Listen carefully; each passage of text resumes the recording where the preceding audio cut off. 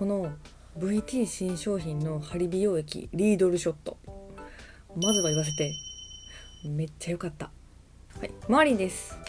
今回はこちら VT から新たに登場した、リードルショットをこちらを使ってみました。で実はこちら VT さんから、ちょっと使ってみへんってなわけでご提供いただいたんです。なんですけど初めはお断りするつもりでした。だって怖くない入って最初大丈夫な、逆に肌に悪そうやけどいけるみたいに思ってちょっと普通に怖かったのでかなりビビってました。今もしこれが私の肌に合わなかったりで、実際使ってみていいなって思わなかったら、動画にはできないんですけどよろしいですかっていう風にお断りを入れた上で、試させていただきました。なので今これが動画になってるっていうことはもうそういうことです。めっちゃ良かったんですよ。これもう使って3日目の朝、もうゆで卵あれ私ゆで卵やったっけみたいなもう表面がつるっとで張りが強くなって、もうこれだけでもすぐに実感したことがびっくりなんですけど、何より一番びっくりしたのがクマが薄くなったんですよね。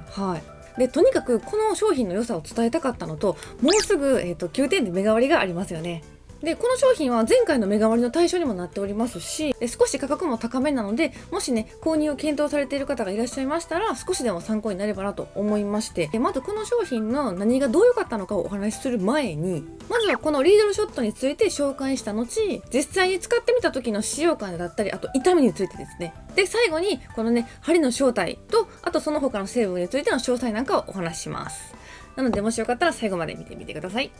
でこの VT リードルショットは有効成分が吸収されるように肌に道を作り、肌のキメを整えた後 MTS 施術をしたように有効成分を肌の奥深くまで浸透させる製品です。要するに肌に針を刺してそこからダイレクトに化粧水だったり美容液の有効成分を届けると。でも真皮層まで届くはずはないので、それに近い導入効果のある美容液がこのリードルショットですね。美容医療やコスメに詳しい方の多くはニードルコスメと言われるものを結構前からご存知かと思うんですけど、私はこのリードルショットをきっかけに知ったので結構その仕組みに驚きました。でこのリードルショットなんですけど、デイリーケアが可能なリードルショット100と、それよりもさらに針の顔料が高い300と700と肌に合わせて選べる3段階になってます。ということでせっかくなので一度に全て使ってみたいなと思います。もちろん部分的に使用します。実際にはねこのように使用はしないので真似はしないでください。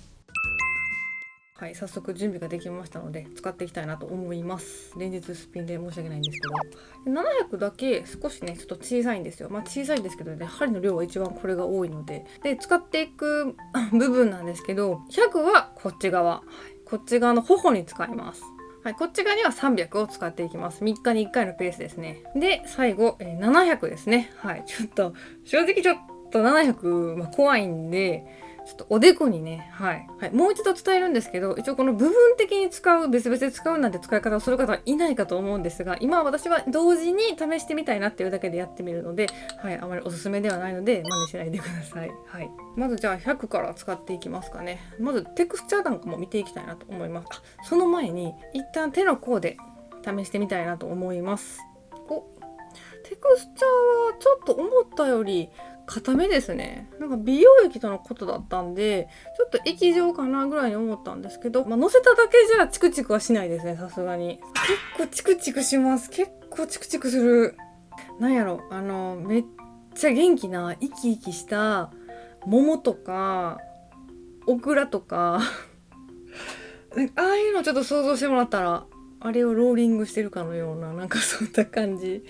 ちょっとこうやってこの状態からクッと肌を張らせるような感じにしてもチクチクします。ちょっと一旦300は置いといて、思い切りちょっと700をこの反対側にしてみます。さらにもっと硬いです。テクスチャーは先ほどのクリームよりもさらにちょっと硬めですね。香りは無臭に近いです。ほとんど匂いがしないです。これは痛い。結構痛い。ほんの少しですよ。ほんの少しなんですけど、この700の方がちょっとザラつきを感じるというか、ほんの少しですけど、こうしたらザラつきとかチクチク、なんか不思議なのが指チクチクしないんですよ。全くチクチクしなくて、なぞったら圧がかかってる部分にチクチクチクチクチクチクチクみたいな痛いなこれ。でも一応こっちはクリーム自体はですね、100はすごくさっぱりしている感じがしますね。それに対して700の方はちょっと仕上がりも結構しっとりめというか、そんな気がしますね。はい、表面にポツポツちょっと赤みが出てるというか、写真で撮ったらこんな感じですね。こんな感じにちょっとポツポツできてますね。メイクを落として洗顔してきて、いつもであれば今からトーナー入れて美容液、もしくはパックしてから美容液で、それで最後にクリームで蓋するって感じですかね。今日はこのマスクもいただいたんですよ。デイリーのマスクもいただいたので、こちらを使っていこうかなと思います。まずは100からいきますね。のせます。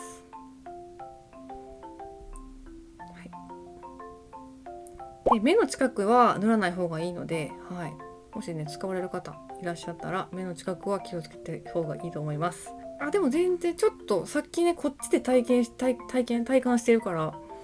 ちょっと大丈夫そうですね。はい。おお、チクチクします。痛いな結構痛いなこれ。じゃあ続いて300を塗っていきます。のせます。おうあ、痛い。あ、もう全然違いますね。痛い。シンプルに痛い。あ、痛いですけど、100もそうですけど、すんごい伸びがいい。今半分で試してやってるんで、ワンプッシュを乗り伸ばしてるんですけど、ワンプッシュで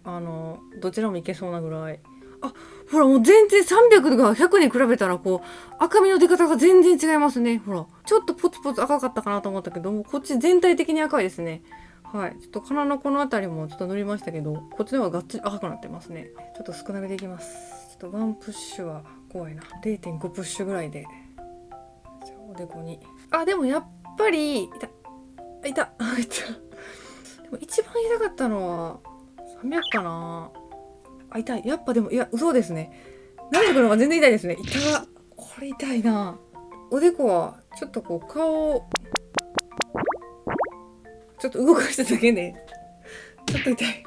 早速次はね、化粧水を入れていきたいなと思います。はい。ちょっと最近試してるこのアヌアのドクダミの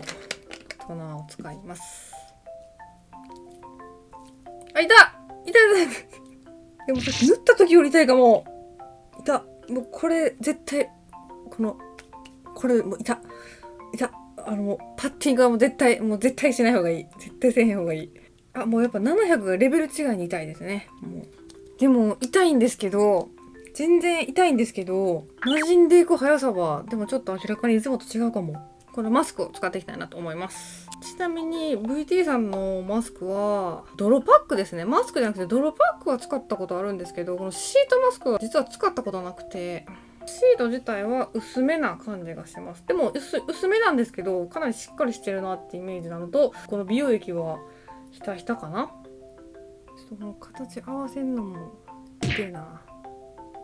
ちょっと薄めな感じですかね。なんかもうだってほら今これつけてるか、ちょっと若干遠目に見たらつけてるか、まあわかるか。1分ほどつけてきましたので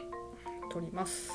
ちょっと結構赤いですよね。はい、赤いです。それにちょっとねポカポカしますね。これですね。これもまた今ちょっと新しく試してみてる美容液ですね。ダーマファームの美容液ですね。ここですね。ここ一番痛いここマジ痛い。で最後に歯科クリームですね。はい、これ初めて使ってみますね。めちゃくちゃ人気やと思うんですよ。これ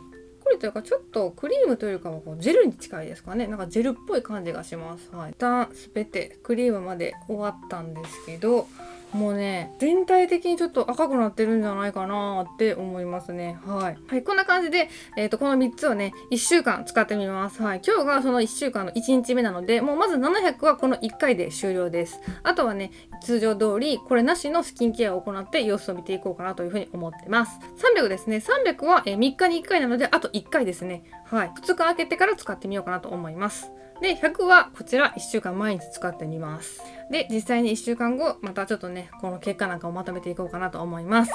ということで1週間使ってみました。それぞれの使用感の違いはこんな感じです。で痛みの強さの感じ方には個人差があるかと思うんです。なので痛いのが苦手って方はちょっと辛いんじゃないかなと思います。でそれから翌日までチクチク感は残ります。はい。でこの針のね顔料が高いものから順に残りました。はい、300は、2日程度、700は、3日目ぐらいになったらチクチクしなくなるなっていった感じですね。100と300の痛みは慣れます。100は徐々に本当に痛くなくなってきます。はい、なんですけど700ですね。700はやっぱり1回使用してから6日間空けるので、やっぱその間にちょっとね痛み忘れちゃうんですよね。だからちょっとなかなか慣れないかなと。はい、1週間経ってからの、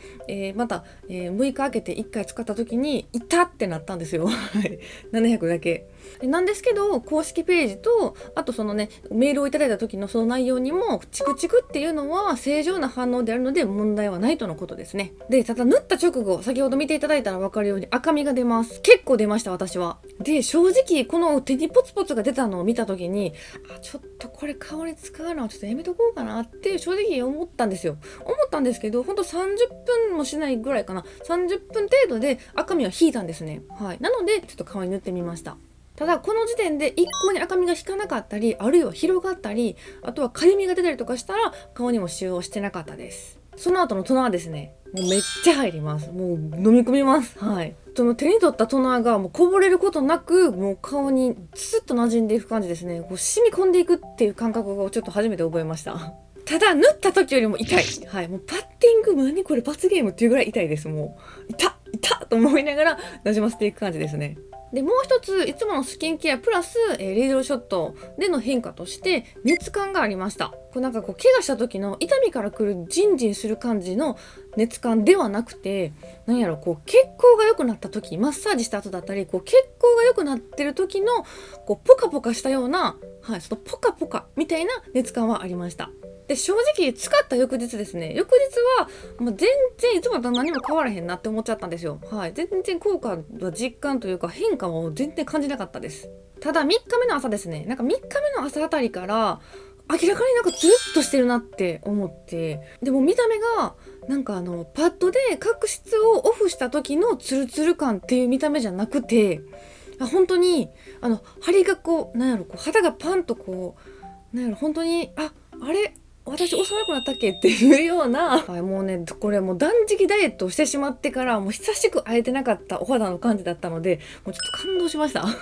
個人的には100で十分かなと思ってて、で今先ほどのはって思ったその変化も100の部分でした。なので正直100、300、700の使用後の仕上がりにそこまで違いはちょっと感じられなかったんですよね。なんですけど今後年齢を重ねて今よりもね張りが減ってこうシワが増えたり、あとはたるみ毛穴なんかもできたりとかしてきたらこうそれぞれの使用感はまた変わってくるのかなというふうに思います。はい、ここからは成分についてですね。まずはこのねメインの針の成分についてですね。公式ではシリカ、スクラブというふうに書かれています。でシリカっていうのは成分表記で見ると加水分解界面のことで、土、砂、植物、水に豊富に含まれる天然のミネラルです。でこのシリカが刺さることによって肌にもたらす効果は、有効成分の皮膚への浸透を促進、自己回復能力の刺激、皮膚のターンオーバーを促進、肌の弾力性と美しさを維持、老化防止などですね。エイジングケアの側面が強いですね。なんですけど私みたいな、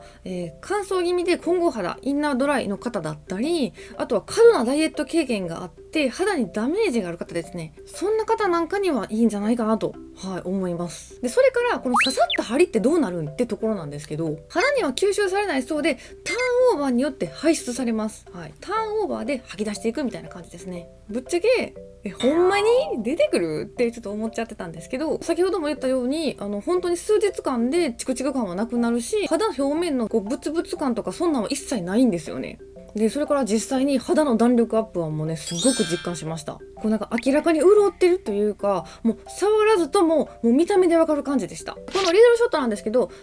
700だけちょっとお高いんですよ。でも100も300もお高いんですけど、でそれぞれの成分を見比べてみました。でこの100と300は成分は同じなんですけど、シリカの顔料のみ違うので表記の順が変わっています。この3つ全ての共通成分にナイアシンアミド、ヒアルロン酸ナトリウム、アデノシン、あとはツボクサエキスなどですね。でこの700だけに含まれる成分がセラミド NP やシアバタ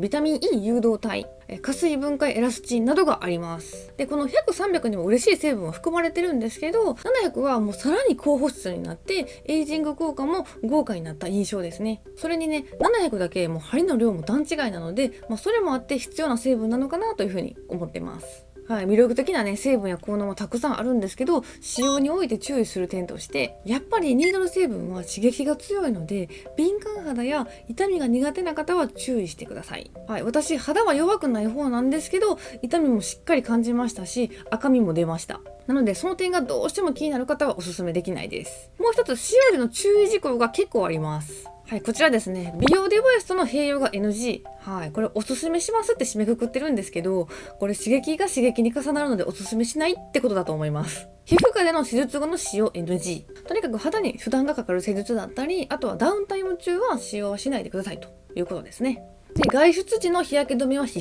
須。でもこれは正直このねリードルショット使ってないにしてももう今は必須ですよね。で針が刺さって刺激を受けた状態なので、もういつもよりね紫外線のダメージが強くなるかと思うので、必ず使用しましょうと念押ししてる感じですかね。で最後に避けて使用すべき箇所、ニキビだったり傷口には塗らない方がいいと、はい、そういったところを避けましょうということですね。ビタミン成分レチノールとの併用は推奨しない。でこれご提供いただく際に、併用するに好ましくない成分はありますかというふうに質問したんですよ。それの返答で、なのでもう夜は必ずレチノールを入れたい、使いたいなんて方は注意してください。はい、最後に使えば使うほど良くなるわけじゃない。これはもう私が実際に使ってみて感じたことなんですけど、この300と700は1回使ったら次使うまでの間に火を開けないといけないんですね。はい、これって肌への負担を考慮したものかと思います。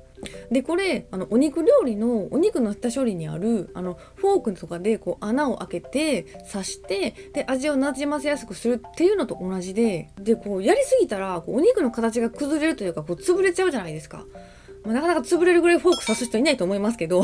これ肌も同じで、こうやりすぎたら逆効果どころか肌が傷ついちゃうと思うんですよね。でそれに前日の注意事項にもあったように、これを使った後は必ずしっかりと保湿ケアをしないといけないです。結局はブースターなので、この製品自体にしっかりとね保湿効果はあるものの、使用してみて思ったんですけど、もうこれだけじゃ寝る時間の間のもう水分も保湿も全然足りないです。なのでこれを使ってさらにしっかり保湿ケアあっての本領発揮って感じですね。で以上を踏まえて私が思うこのアイテムをおすすめしたい人なんですけど、まず肌の状態と特徴だと、乾燥肌、混合肌、インナードライの人ですね。青クマが目立つ人ですね。で年齢別だと20代は過度なダイエット、主に食事制限によって肌にダメージがある方ですね。年齢に対して張りがちょっと弱いかなって方。30代